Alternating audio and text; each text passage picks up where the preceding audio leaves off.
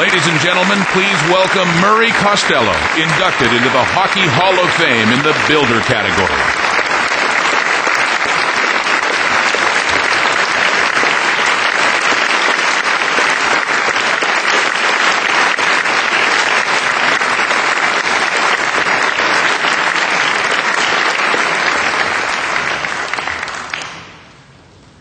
Let me begin, ladies and gentlemen, by congratulating Cam Neely and the Harlema family for being here. It's a pleasure to share this podium with you tonight.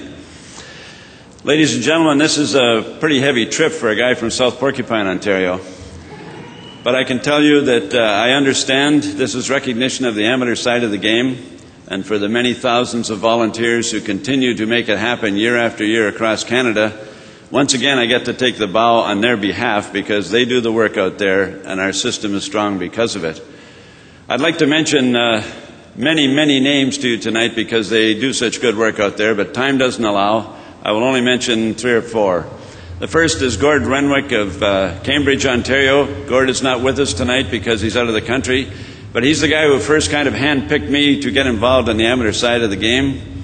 And the other guy is Frank Mackinnon from Carman, Manitoba. Frank convinced me to interview for the job and signed me to my first contract. I didn't think it would last, but Frank, that was an astute move. We both benefited greatly from it.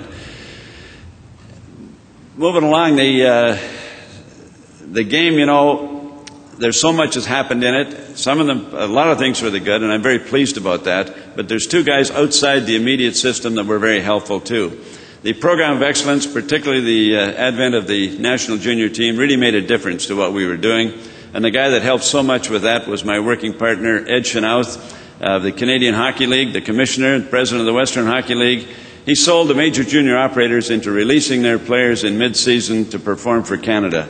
That made a big difference in our programs because club teams could no longer compete at that level. We had to go with the national team. And that's grown bigger and better ever since, and I'm very pleased and proud of that. The other was bringing the 2 organizations together. Bill Hayes saw the wisdom of one development stream instead of 2 competing bodies.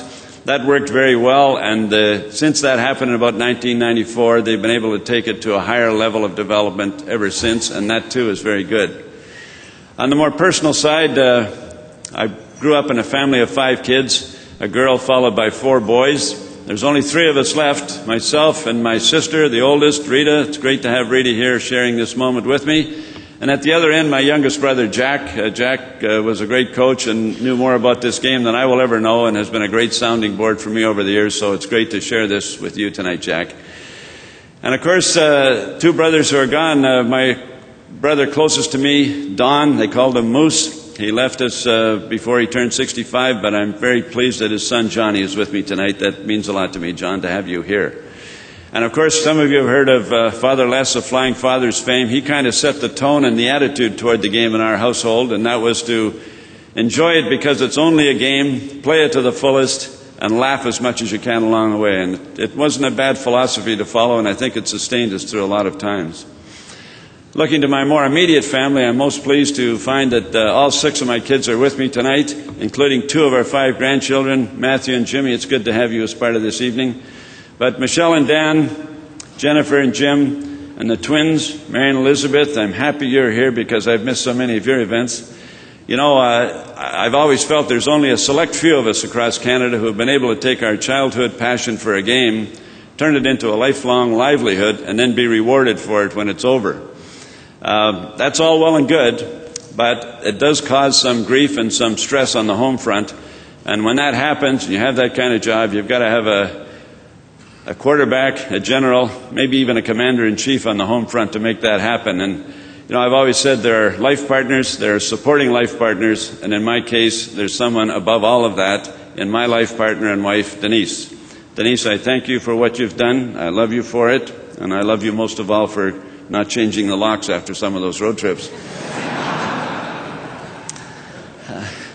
Along with that, ladies and gentlemen, the board of directors here at the Hall of Fame, I've been able to serve on this board since 1979 when Clarence Campbell used to chair the meetings.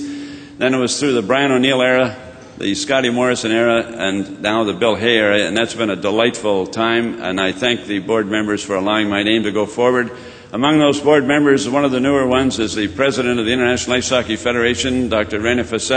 Rene, it's good to have you with us tonight, and I thank you for allowing me to become a member of the Council of the IHF to work with you, and that's ongoing, and I'm enjoying it immensely. It's just great.